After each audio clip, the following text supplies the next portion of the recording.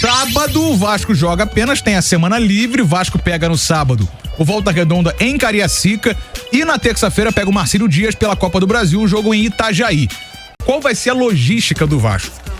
Existem basicamente duas possibilidades. A primeira, eu diria que até a mais provável, é o Vasco levar o elenco completo pra Cariacica e de lá depois ir pra Itajaí, mas no sábado jogar com um time mesclado.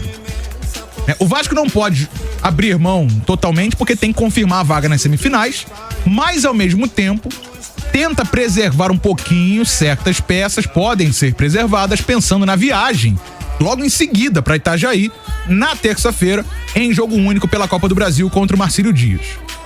Há uma outra possibilidade que é parte do elenco não viajar também para sábado. Iria um time também reserva ou misto, mesclado, para jogar contra o Volta Redonda no sábado.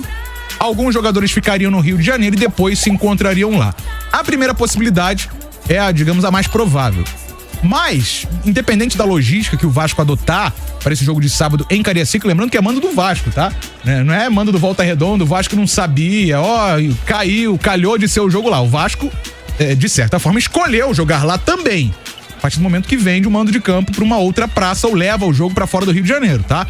O Vasco não é vítima, contra tudo e contra... Eu vi gente falando isso na internet, por isso que eu tô comentando, né? CT. Parem com isso, tá? Pelo amor de Deus. O jogo não vão parar, desculpa. Opção do Vasco jogar lá, né? Levar o jogo pra Cariacica, onde o Vasco também tem muito público. Não é uma logística complicada, porque Cariacica é ali na região metropolitana de Vitória, né? Vila Velha, Cariacica, é tudo colado, né? Mas mesmo assim são duas viagens em sequência pra um jogo importante. A tendência é que o Ramon no sábado, Ramon e Emiliano, né? Eu venho falando isso aqui já tem algumas semanas, Ramon e Emiliano Dias, o pessoal também tá levando polêmica disso aí na internet, já que o Emiliano Dias tem dado as entrevistas coletivas, né? Enfim, o Vasco tende a jogar com o time reserva ou pelo menos mesclado no sábado, priorizando a Copa do Brasil, mas ao mesmo tempo não pode abrir mão porque tem que confirmar a vaga no Campeonato Carioca, Gabriel Faria. O Vasco se meteu nessa situação, ficou um pouco mais confortável depois da vitória em cima do Botafogo, mas como você falou, não permite ao Vasco agora, sábado, botar um time reservaço. Por exemplo, ninguém viajar, por exemplo. Até porque o Botafogo, que é concorrente direto, vai pegar o Audax, que é o bônus do campeonato. Então tudo leva a crer com esse absurdo de novo, né? De mando invertido que a gente até passou batido, a gente vai falar ao longo da semana. O mando é do Audax, o jogo vai ser no Newton Santos. Um desnível técnico absurdo no campeonato. Mas enfim, o Vasco ele não pode se dar esse luxo. Ele vai ter que colocar um time ali, na melhor das hipóteses, um time mesclado, pra você segurar um ou outro, porque pro Vasco não há margem pra perder pontos. Não há espaço para você desperdiçar pontos nesse jogo contra o Volta Redonda. Ao mesmo tempo, o Vasco tem um jogo traiçoeiro de primeira fase de Copa do Brasil. Joga pelo empate? Legal. Mas a gente viu ano passado o que aconteceu. Foi segunda fase, né? Quando o empate levava para os pênaltis. Mas fica sempre aquele trauma nas costas. O Vasco carrega o trauma de uma eliminação vexatória na Copa do Brasil no ano passado. Esse ano não pode repetir. Caiu também, não foi? Acho que foi pro Juazeirense que o Vasco caiu no retrasado. Eu não vou lembrar agora, Breno. Mas teve também uma eliminação precoce. Não me lembro exatamente em qual jogo.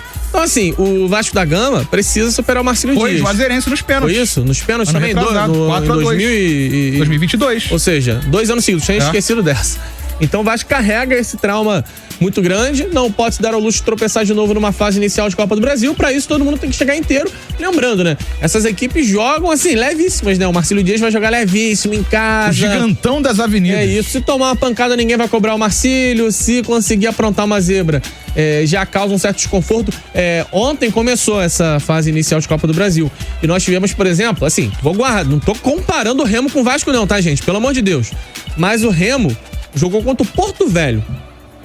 O Porto Velho é um time inexpressivo no cenário nacional, que muita gente nem ouviu falar. E o Remo é um time tradicional, que oscila entre segunda e terceira divisão. O Remo já foi eliminado. E o Remo jogava pelo empate. Não conseguiu avançar na primeira fase.